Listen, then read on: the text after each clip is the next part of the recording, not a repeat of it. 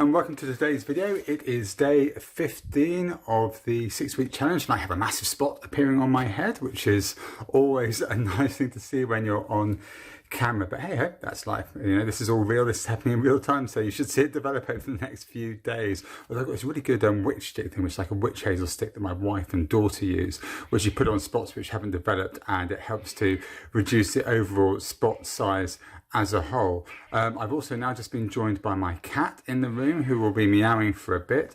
I'm not sure why he's in here. He shouldn't be, but anyway, that's just by the by. Hopefully he'll be quiet in a sec. So today was weigh day, and you saw, if you've seen the previous video or the video that's next to this one or below this if you're on Facebook, this week I lost 6 more pounds. So that's a total loss of 19 pounds so far in the last 2 weeks, which it's pretty significant, and this week's can't be accounted for by water weight loss. We already explained that from the previous week. So actually it looks like it's been mostly fat loss this week. I mean, yes, there will be a little bit of muscle loss, and that happens purely because when you're losing weight and you're carrying less mass around, your muscles will naturally, especially your leg, will reduce a little bit because they don't need to carry as much. But it's not going to be anything to do with cannibalization or anything like that. It's literally just that's happened, that's life. But anyway, I've shifted off a load of weight, so I'm really happy. But it also brings me on to that point which you talked about last week about water weight loss and about glycogen and glycogen storage in the body, and how your body stores glucose basically as glycogen with water. So if you remember, when there's excess glucose, your body will first of all try and store it as glycogen, and for someone of my size, you're looking at 100 grams of glycogen being stored in the liver and 400 to 500 in the musculoskeletal, so basically in the body, in my muscles, and in my framework and in my structure. So that is about 500 grams, so half a kilo of glycogen that it should and can has the capacity to store.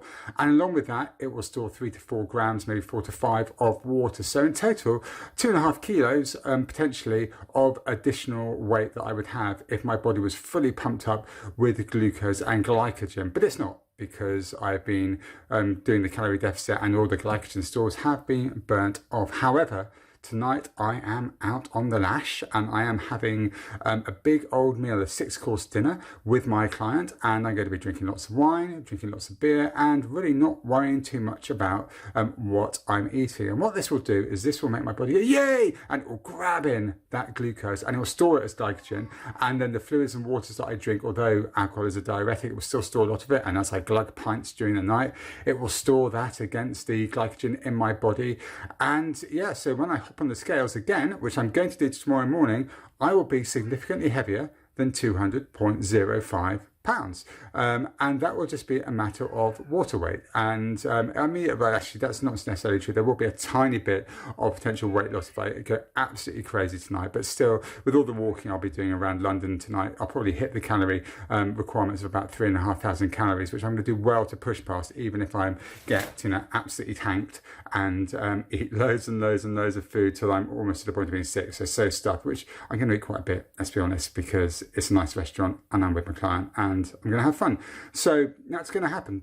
But then what I'll do is, obviously tomorrow will be Wednesday, and it will be day 16 of the challenge. So I'll get on the scale, show you how I put it on, and we'll talk a little bit more about water weight. And we'll also talk a little bit more about cognitive dissonance and celebrations and going out. So me going with my client and going, well, I'm going to eat whatever. I mean, I could just nibble salads while he eats the rest of, you know, really delicious dinner. I could try and opt for that, but that's going to be really hard, and I'm going to explain why that's hard and some of the techniques you can use to counter that. Although, you know, sometimes you just don't have to. Sometimes you should just say, well, what the hell, and go for it and have something. It's just not doing it all the time. I mean, it's everything is moderation people talk about, and moderation and consistency, and it's not being consistently going crazy and being consistently generally managing what you're doing, and then occasionally, you know, you can have a blowout, and we'll see that. And what we'll do, as I say, I'll weigh myself tomorrow, and then on Thursday I will weigh myself again, and that will show you, although I won't be 100% back to the weight I was today, I will have come a long way towards it, because there'll still be some stored glycogen. It takes a couple of days to get rid of all the stored glycogen,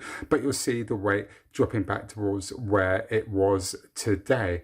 And then when we jump on the scales next week, hopefully we'll see a loss. But as I said, with two days partying, because obviously Father's Day coming up on Sunday, I'm not expecting a huge amount. If I can shift a pound, I'll be happy. I mean, if I stay the same, I'll be pretty happy, to be honest with you, because this is unknown territory for me, actually eating eating normally or excessively within the program. It's not something I advise, not something I recommend, and not something I would advise that you follow if you decide to follow this program and actually try our 4-week challenge when we bring that out. But if you do it, know that it's not going to set you back massively. Anyway, that's today's video, and I look forward to seeing you in tomorrow's video, where I'll be looking probably a little bit the worse for wear, be feeling a bit sheepish about the additional weight loss, because although I know it's happening psychologically, it is going to hit me a little bit because you can't help that happen.